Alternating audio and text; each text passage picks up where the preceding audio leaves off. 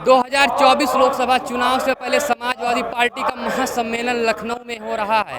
लखनऊ में उत्तर प्रदेश सहित जितने भी प्रदेश में समाजवादी पार्टी कार्यकर्ता और पदाधिकारी हैं, सब यहां पर इकट्ठा हैं। अखिलेश यादव यहां पर कुछ देर में आने वाले हैं।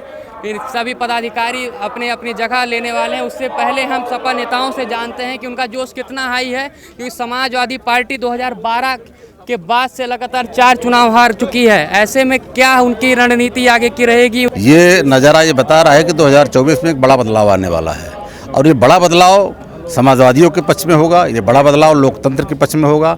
और कहीं न कहीं जो ये जमावड़ा दिखाई पड़ रहा है आपको, ये लग रहा है कि सरकार के 2024 में अंत होने वाला है, और 2024 के बाद 2027 जब आएगा तो 2027 में उससे भी बड़ा बदलाव होगा। आप जिस बयार की बात करते हैं वो लगभग 2012 के बाद से हर चुनाव में कहते हैं कि नई सपा है और बयार इस बार समाजवादी पार्टी की सरकार आ जाएगी, लेकिन बार बार होता नहीं। लगातार 4 चुनाव 2012 में तुम जीते थे। 2017 के बाद जो पिछला चुनाव था, उस पिछले चुनाव में हर आदमी जानता है कि सत्ता का और शासन का, प्रशासन का कितना दुरुपयोग हुआ है।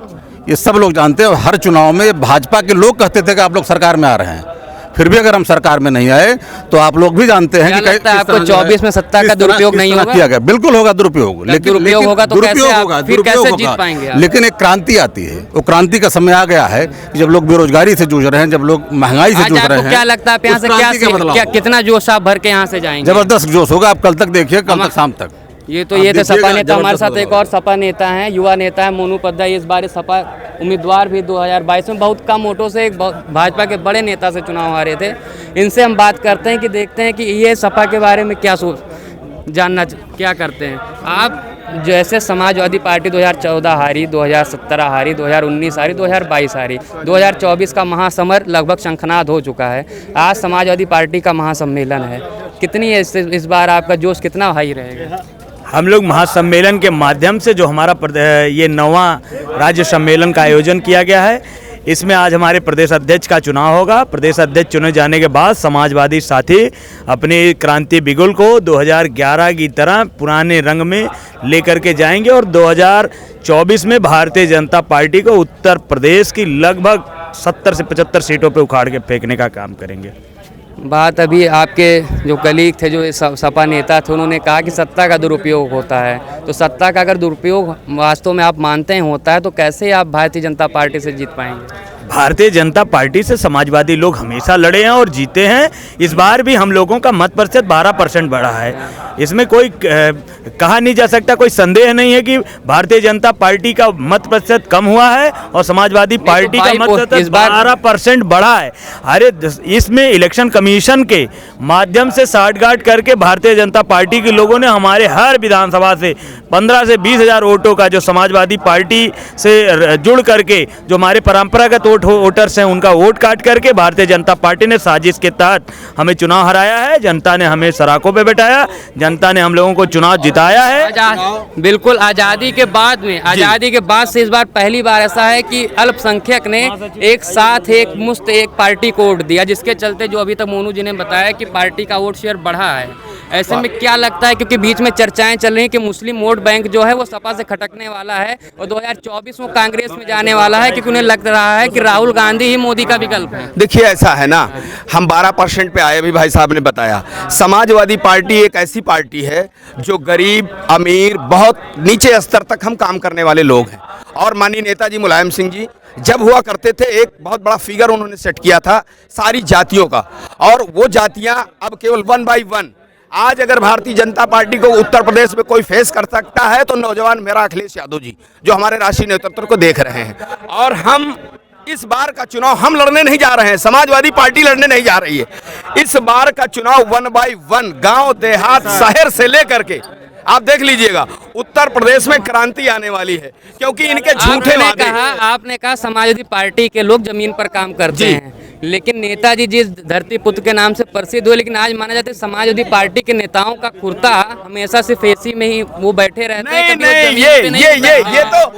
ये उनके बदले में जो भाजपा के कार्यकर्ता हैं, सत्ता होने के बावजूद घर घर जाते हैं, लेकिन समाजवादी पार्टी के लोग सिर्फ भैया को, अपने जो जिला के नेता को दिखाने के लिए। भाई साहब, समाजवादी पार्टी पार्टी ऐसा करती होती तो शायद अखिलेश जी को उखाड़ फेंक देते अब तक भारतीय जनता पार्टी के लोग। ये जो नेता है भारतीय जनता पार्टी के, ये अखिलेश जैसा आदमी ना होता अच्छा, तो इस बार शायद कोई शिवपाल फेस ना कर पाता। अब पहली बार हो रहा है शिवपाल चाचा नहीं रहेंगे, इसके बारे में क्या कहेंगे? शिवपाल चाचा आप रहेंगे? उनके- अरे मेरे पिता है, गार्जियन है, वो कहाँ जाएंगे?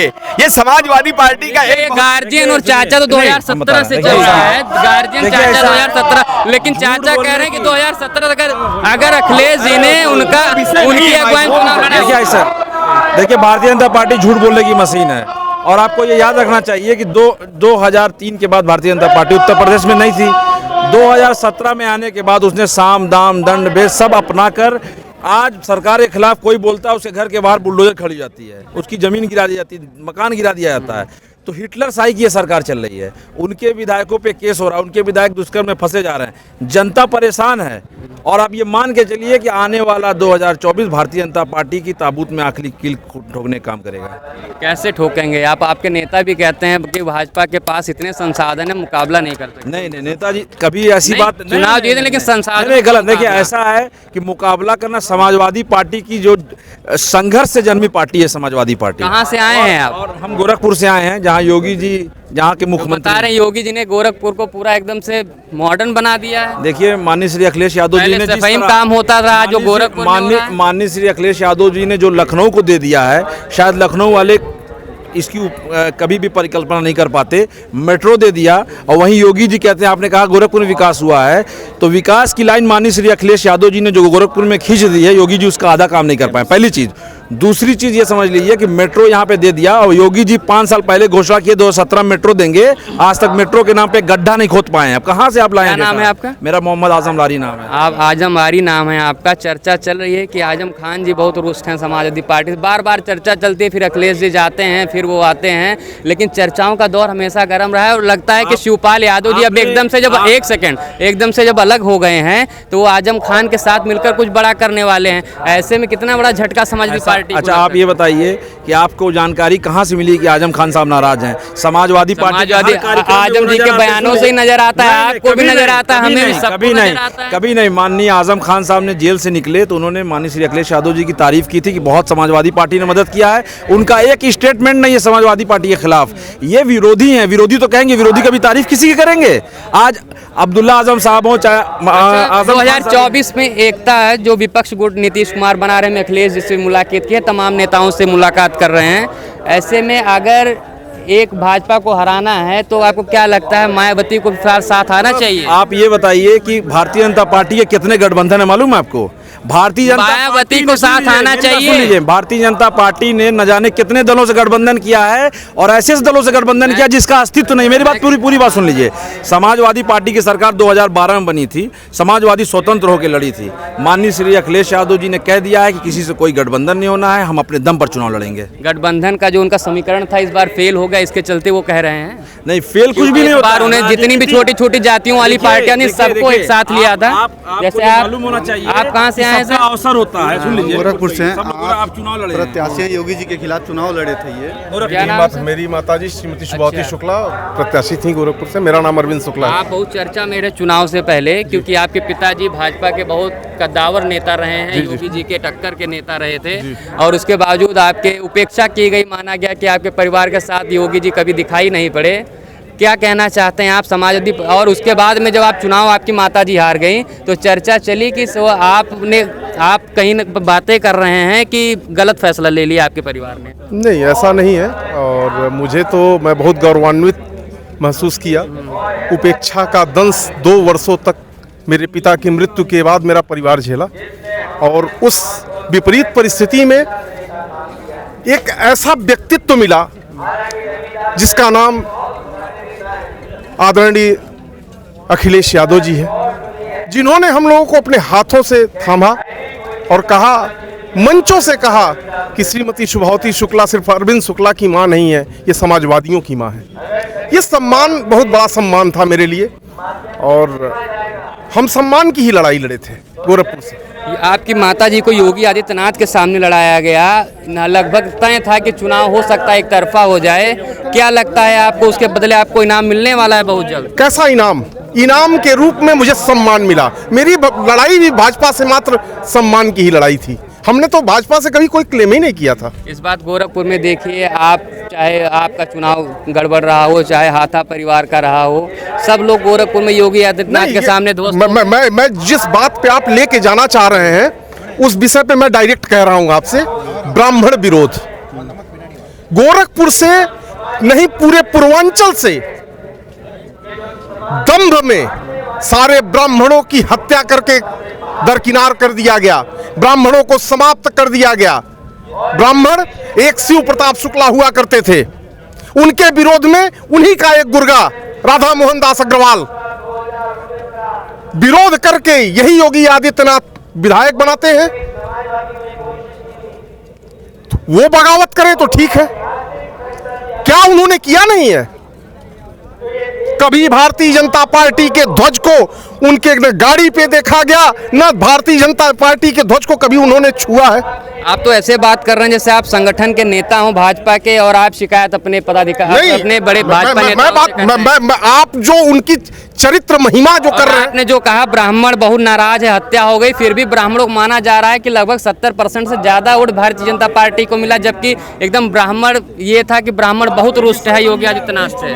नहीं, ये कहना नहीं, ये जो आप कह रहे हैं ये क्षेत्रों के वाइज आप जाके आंकड़ों को देखिए भाई। हम 12% के ग्रोथ पे आए हैं, तो 12% का ग्रोथ में सर्व समाज का ग्रोथ है ना, सर्व समाज ने हमको एक्सेप्ट किया है ना, हमारे नेता को। हमारे सपा में महज 4-5 ही ब्राह्मण विधायक जीत पाए, बल्कि टिकट ज्यादा मिले थे।